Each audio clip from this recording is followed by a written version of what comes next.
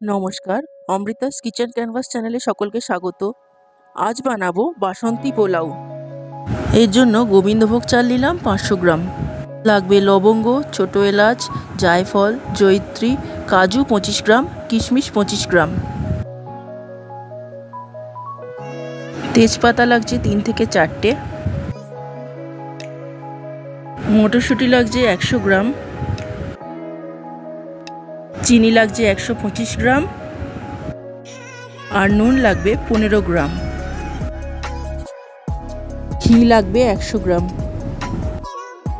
আর নেব চেরা কাঁচা লঙ্কা আর হলুদ গুঁড়ো 2 টিস্পুন। এতে ভাতের রঙটা হলুদ রং হয়ে যাবে, তবে এক্ষেত্রে ইয়েলো ফুড কালারও ব্যবহার করা যেতে পারে।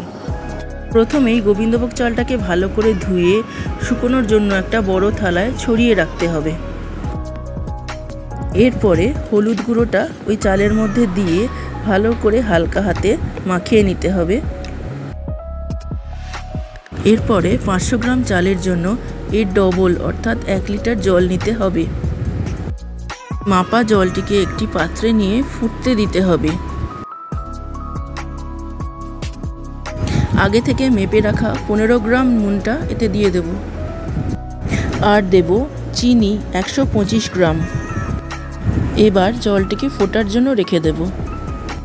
এবারে শুকনো মশলা যেগুলো নিয়েছিলাম, যেমন জায়ফল, লবঙ্গ, ছোট এলাচ, জয়িত্রী, এগুলো সব একসাথে নিয়ে গুঁড়ো করে নিতে হবে। মশলা গুঁড়ো করার সঙ্গে সঙ্গে একটা সুন্দর গন্ধ বেরোতে শুরু করবে।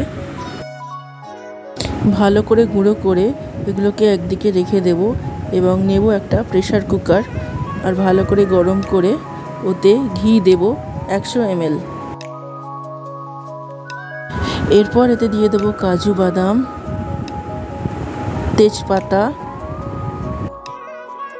আর এরপরে দিয়ে দেবো চাল। আর চালটা দেওয়ার পরে ভালো করে নেড়ে ঘিয়ের সাথে মিশিয়ে দিতে হবে। ভালোভাবে নাড়িয়ে এরপর দিয়ে দেব কিশমিশ।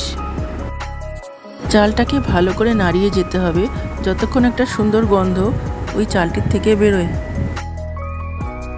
এরপরে ওই ফুটন্ত জলটা এই প্রেসার কুকারে দিয়ে দেব মটরশুঁটি, গুঁড়ো করে রাখা শুকনো মশলাটা। এরপর চেরা কাঁচা লঙ্কা দিয়ে প্রেসার কুকারের ঢাকনা বন্ধ করে 12 থেকে 15 মিনিটের জন্য লো ফ্লেমে কুক করতে হবে। খেয়াল রাখতে হবে যেন কোনো হুইসেল না বেরোয়। এরপর আরও 15 মিনিটের জন্য রেখে পুরো স্টিম বেরিয়ে গেলে তৈরি হয়ে গেল খুব সহজে এবং খুব তাড়াতাড়ি বাসন্তী পোলাও। রেসিপিটা পছন্দ হলে লাইক, শেয়ার, কমেন্ট আর সাবস্ক্রাইব করতে ভুলবেন না। নমস্কার, সকলে ভালো থাকুন।